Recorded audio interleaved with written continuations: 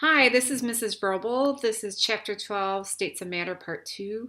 So in the previous section, we were looking at kinetic molecular theory of gases and Graham's law of effusion, diffusion. Now we're going to look at gas with pressure, and we're going to look at Dalton's law.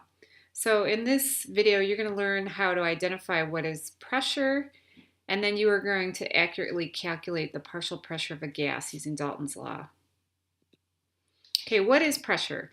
Pressure is force per unit area. So when you blow up a balloon,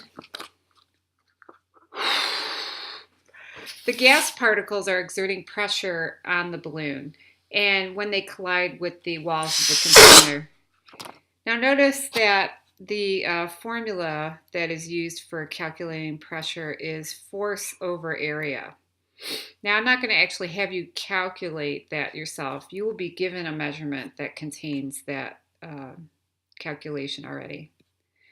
Now, how do you get pressure? Well, barometers. Barometers are a great way to measure air pressure. Maybe your house has one.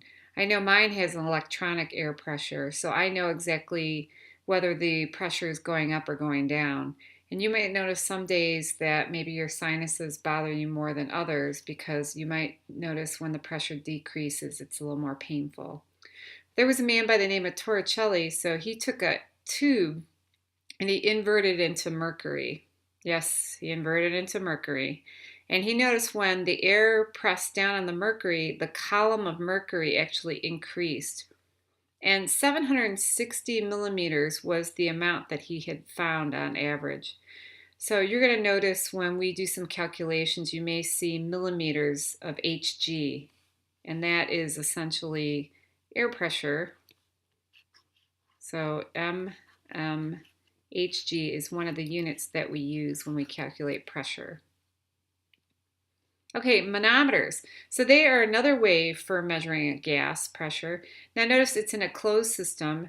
There's these stoppers that actually collect the gas, and the manometer has a liquid level.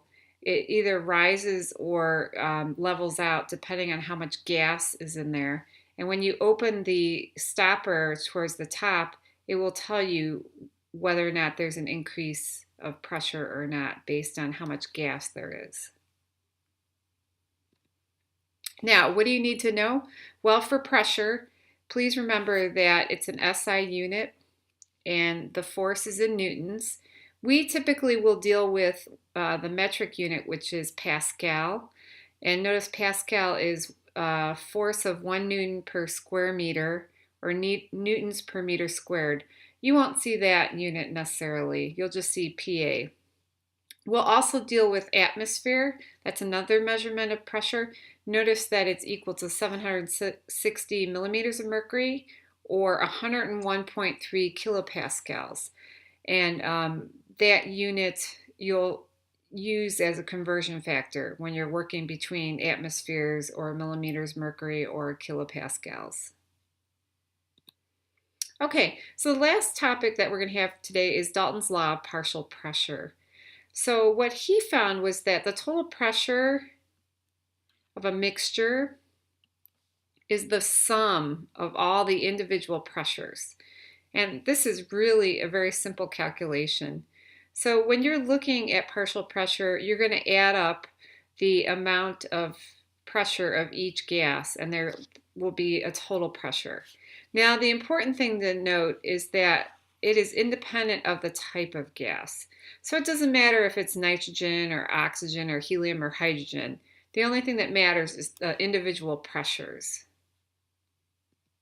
So here we have helium combined with nitrogen, and together they both exert a total pressure.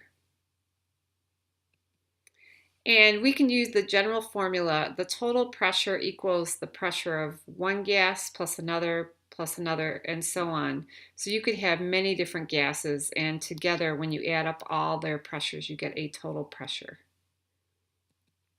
Here is a problem that we can do together. So here we have a total pressure of 0.97 atmospheres, or ATM, and they want to know what is the partial pressure of oxygen. Now, We don't know what the partial pressure of oxygen is, so we're going to put PO2 there.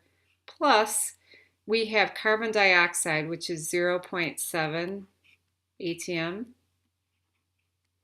And then we have another pressure, which is nitrogen at 0.12 atm. Now, if you had to guess, you want to solve for PO2, what are you going to do? Yes, subtract. So PO2 equals 0.97 minus I'm going to add these two together, 8.2 atm. Okay, and bring your answer to class, and we'll go over it in class. Okay, so the summary is that air pressure can be measured with a barometer, or if you're looking at an enclosed gas, you can use a manometer. Please note that pressure is measured in kilopascals, atmospheres, or millimeters mercury, and you'll get very good at combining or converting between those three. And then lastly, partial pressure of a gas is calculated using Dalton's law of partial pressures, which is the sum of individual pressures of all the gases in the mixture.